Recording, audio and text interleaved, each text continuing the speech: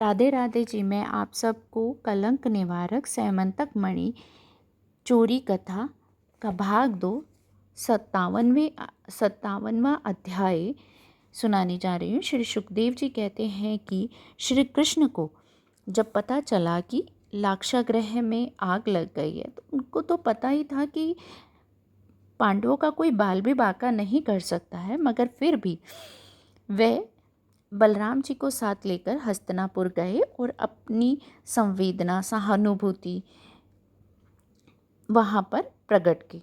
भगवान श्री कृष्ण के हस्तिनापुर चले जाने के बाद द्वारका में अक्रूर और कृतवर्मा को अवसर मिल गया। उन्होंने शतधन्वा से आकर कहा कि तुम सत्राजीत से मणि क्यों नहीं ले लेते हो?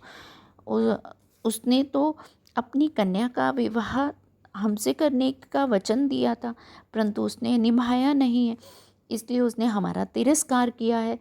अब क्यों ना हम उससे मणि छीन लें।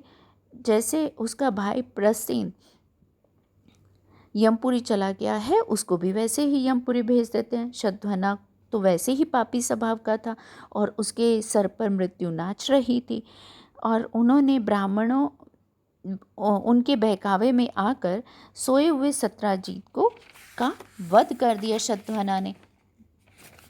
जब सत्यभामा जी को पता चला कि उनके पिताजी का वध कर दिया गया है तो वह बहुत शोकातुर हो गए और उन्होंने अपने पिताजी के शव को तेल के कड़ाहे में रखवा दिया और हस्तिनापुर भगवान श्री कृष्ण के पास चली गई और वहाँ पर जाकर अपने पिताजी की मृत्यु का हाल बताया।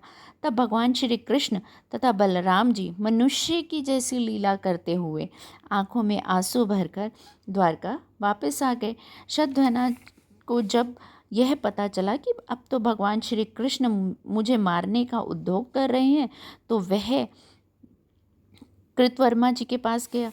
तो कृतवर्मा जी ने भी उनको सहायता देने से मना कर दिया, और फिर वह अक्रूर जी के पास गया तो अक्रूर जी ने भी उन्हें सहायता देने से मना कर दिया। परंतु वह अपनी मणि, जो समयंतक मणि उसने सत्राजीत से ले ली थी, वह अक्रूर जी के पास रखकर ऐसे घोड़े पर वहाँ से भागा जो 400 कोस तक लगातार भाग सकता था। तो भगवान श्री कृष्ण और बलराम जी अपने रथ पर सवार होकर उसके पीछे भागे।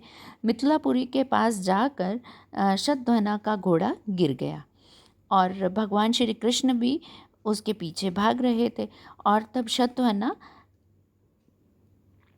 भागना, वहाँ से उसने पैदल भागना शुरू कर दिया।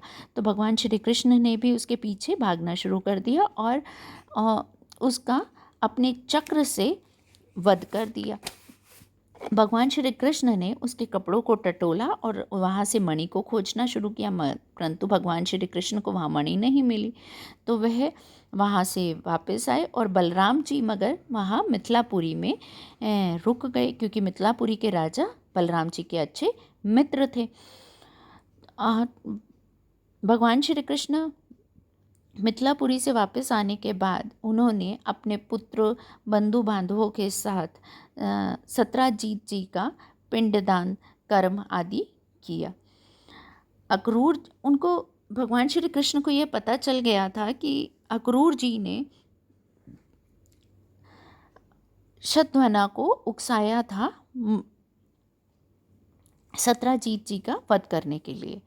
तो भगवान श्री कृष्ण अपने बंधु बांधवों के साथ, अपने भगवान बलराम जी के साथ, अपनी पत्नी सत्यभामा जी तथा जामवंती जी को साथ लेकर अक्रूर जी के पास चले गए और वहाँ जाकर उन्होंने अक्रूर जी से कहा कि मुझे पता है कि मणि आपके पास है, लेकिन मुझे मणि की ज़रूरत नहीं है, मणि को आप अपने पास ही रखिए। मुझे सिर्फ वो मणि कुछ समय के लिए अपने बंधु बांधवों को दिखाने के लिए दे दीजिए, कि मुझे, ताकि मेरे ऊपर जो कलंक लगा है मैं उस कलंक से छूट जाऊं। तो अक्रूर जी ने भगवान श्री कृष्ण को अपने कपड़ों में से निकालकर वो मणि को दिया और भगवान श्री कृष्ण ने अपने हाथ में मणि को लेकर अपनी पत्नी सत्यभामा तथा जामवती जी, बलराम जी तथा अन्य बंधु बांधवों को वो मणि दिखाई और मणि दिखाकर अपने कलंक से